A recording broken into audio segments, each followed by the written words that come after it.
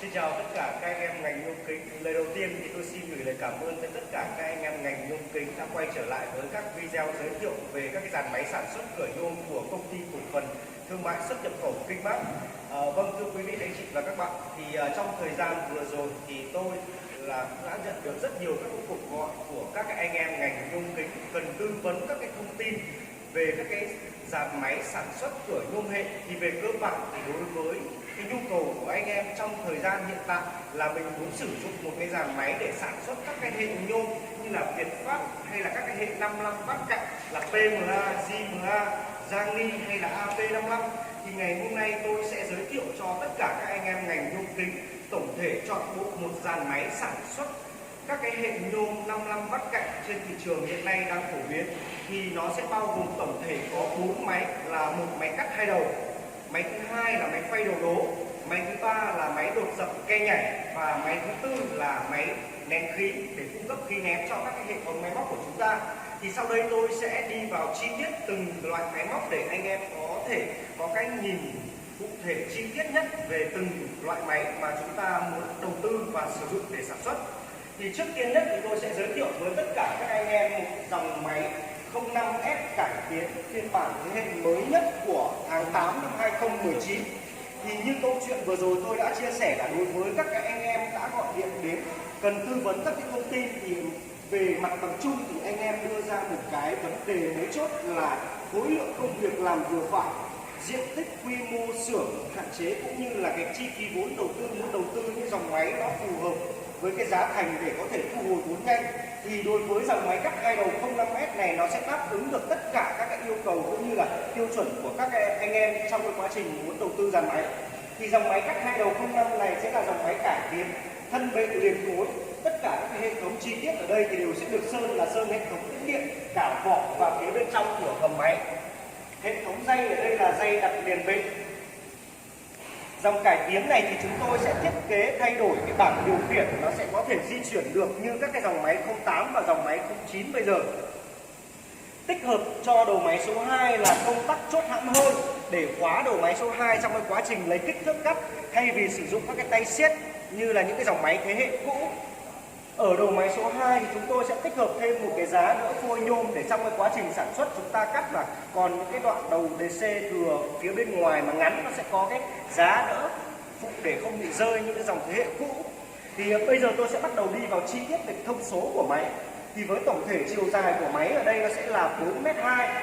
Mỗi một đầu máy sẽ được sử dụng một motor là 1,5 kW, lưỡi cắt đường kính 405, là loại lưỡi cắt thương hiệu Tenju, là loại thương hiệu của Nhật Bản.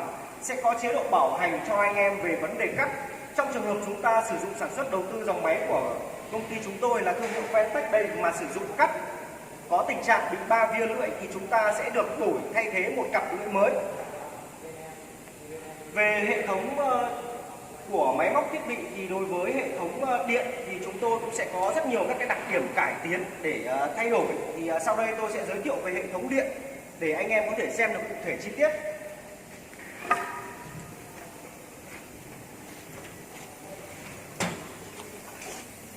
Đối với hệ thống điện ở đây thì tất cả các cái dòng máy này của chúng tôi sẽ đều được sử dụng thương hiệu điện Chin cao cấp, cũng như là sẽ tích hợp thêm tụ chống đảo pha để đảm bảo an toàn cho lưỡi cắt trong cái quá trình vận hành.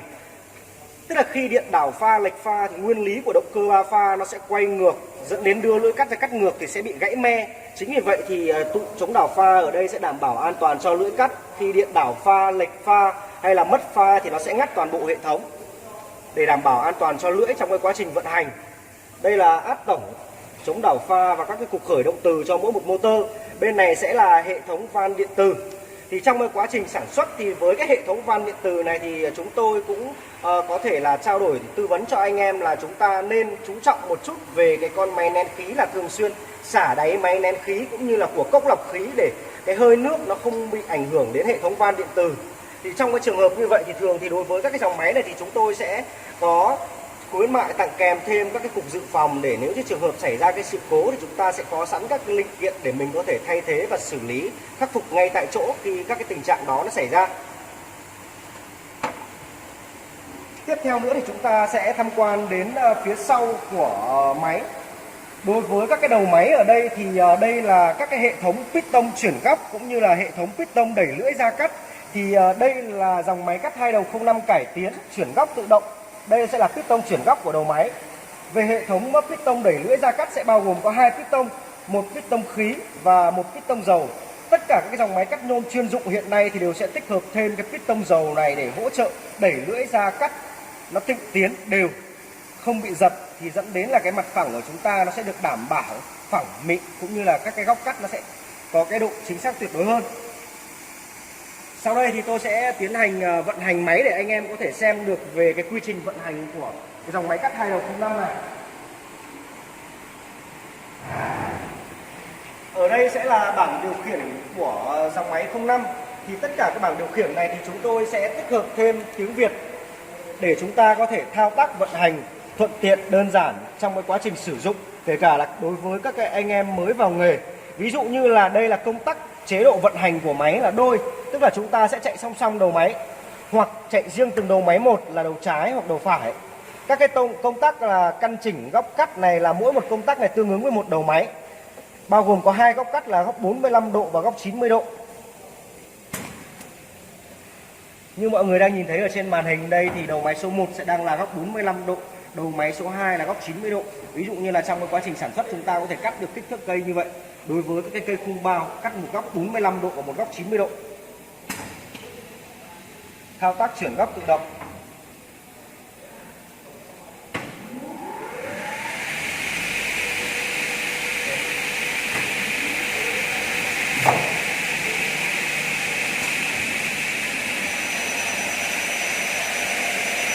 Motor khởi động vận hành rất êm ái.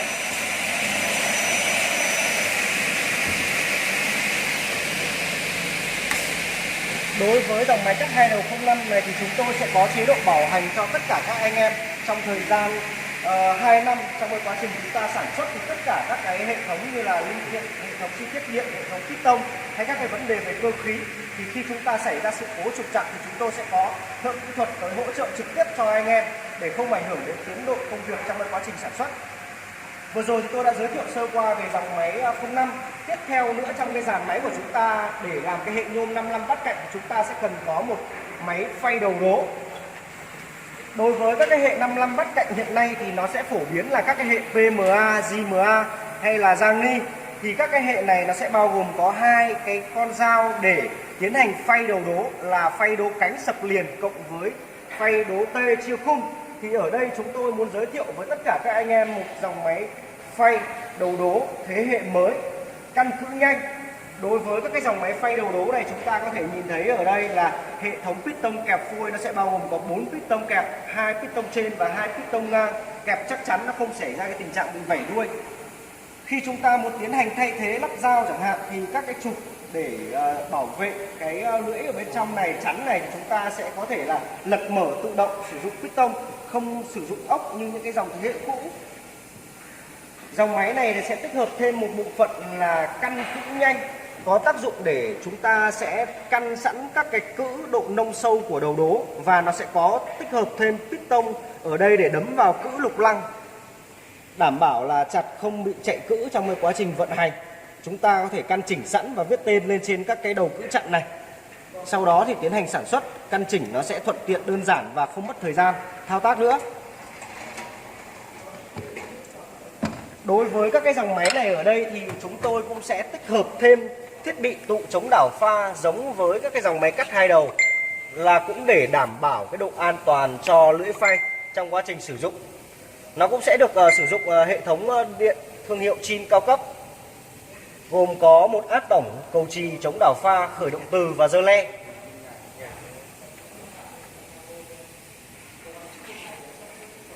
Đối với cái sản phẩm dòng máy thứ 3 mà tôi muốn tư vấn cho mọi người thì sẽ là sản phẩm máy đột giật ke nhạy. Đối với các cái hệ nhôm hiện nay trên thị trường, như tôi vừa giới thiệu là các hệ nhôm 55 vắt cạnh, thì chúng ta sẽ cần có sử dụng cái máy đột dập này để đột ke nhảy cho các cái hệ nhôm đó.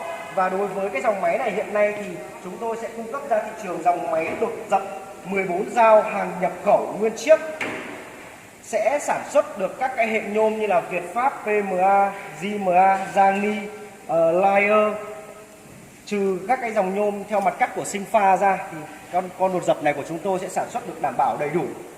Đối với các cái dòng máy sản xuất được nhập khẩu như thế này thì các cái dao của dòng máy đột dập thì chất thép của nó sẽ được tốt hơn, dập nó ngọt, nó không bị rắt nhôm, không bị via. Tiếp theo nữa là về cái ưu điểm của nó là các cái ke nhảy này chúng tôi sẽ thiết kế các cái cối đột ke nhảy thu nhỏ lại để có thể sử dụng được cho nhiều hệ nhôm. Hiện nay trên thị trường cũng như là sau này ra cải tiến các hệ nhôm khác chúng ta vẫn có thể đột được. Nó sẽ có các cái cự ốc hãm nới siết ở hai bên để chúng ta có thể đột được. Đối với các cái dòng máy đột dập 17 dao, 19 dao hoặc là 23 dao trên thị trường hiện nay thì nó là dòng máy đột dập được sản xuất trong nước, thì tất cả các cái đầu dao của nó thép nó sẽ không được đảm bảo. Khi chúng ta sử dụng để đột các cái lỗ ke nhảy này, sau một thời gian sử dụng thì dao nó sẽ hay nhanh bị cùn hơn, dẫn đến là khi đột sẽ hay bị via. Chúng ta đẩy cái ke nhảy vào thì hạt nhảy nó sẽ không tự nảy lên được. Đó là cái nhược điểm của các cái dòng máy đột trong nước. Còn đối với các cái dòng đột nhập khẩu này thì chúng tôi sẽ cải tiến, sẽ đảm bảo được tất cả các cái tiêu chí cũng như là yêu cầu của anh em trong cái quá trình sản xuất. Còn ở phía bên cạnh đây thì sẽ là dòng máy nén khí. Đối với tất cả các cái dòng máy cắt và máy phay của chúng tôi thì sẽ yêu cầu có sử dụng hệ thống điện 3 pha cũng như là cần có máy nén khí để chúng ta có thể sử dụng được. Thì ở đây thì đối với các cái dàn máy như vậy thì chúng ta sẽ cần có một con máy nén khí 200 lít. Nó sẽ đảm bảo để cho chúng ta trong quá trình sản xuất ổn định cái hiệu quả cũng như là sử dụng thêm các mục đích khác được. Motor của nó là 3 kg và 3 đầu bò. Vâng, thưa quý vị anh chị và các bạn, thì vừa rồi thì tôi cũng đã giới thiệu qua với tất cả mọi người về tổng thể một cái dàn máy để sản xuất cái hệ nhôm 55 vắt cạnh hiện nay trên thị trường. Thì để được hỗ trợ tư vấn tốt nhất thì tất cả các anh em có thể liên hệ với tôi theo số điện thoại phía bên dưới màn hình, cũng như có thể tới trực tiếp kho máy của công ty. Đối với công ty cổ phần thương mại xuất nhập khẩu Kinh-Mác hiện nay chúng tôi sẽ có 3 cơ sở chính cung cấp các cái dòng máy ra phân phối ra thị trường. Thì đối với khu vực miền Bắc, anh em có thể qua tổng kho tại miền Bắc là ở khu công nghiệp Yên Nghĩa, Hà Đông, Hà Nội. Ở khu vực miền Trung là tại khu công nghiệp Hòa Khánh, phường Liên Chiểu, Đà Nẵng. Và khu vực miền Nam thì chúng ta có thể tới địa chỉ là ở phường Hiệp Thành, quận 12, thành phố Hồ Chí Minh. Rất cảm ơn các anh em đã bớt chút thời gian xem qua video của tôi. Hãy ấn like và đăng ký kênh để được theo dõi những video mới nhất về các cái dòng máy sản xuất cửa nhôm. Ngoài các cái dòng máy này ra thì công ty chúng tôi cũng sẽ cung cấp tất cả các cái dòng máy lớn khác như là máy cắt hai đầu 08, máy 09, máy cắt hai đầu lưỡi 500, các cái dòng máy ép góc, phay đố, khoan khóa hay là đột dập. Anh em có thể là bố trí sắp xếp thời gian qua kho xem máy trực tiếp thì chúng ta sẽ nhận được các cái sự tư vấn chu đáo cụ thể nhất để đối với các cái dòng máy mà chúng ta muốn đầu tư. Thì xin cảm ơn các anh em. Hẹn gặp lại các anh em vào những video tiếp theo.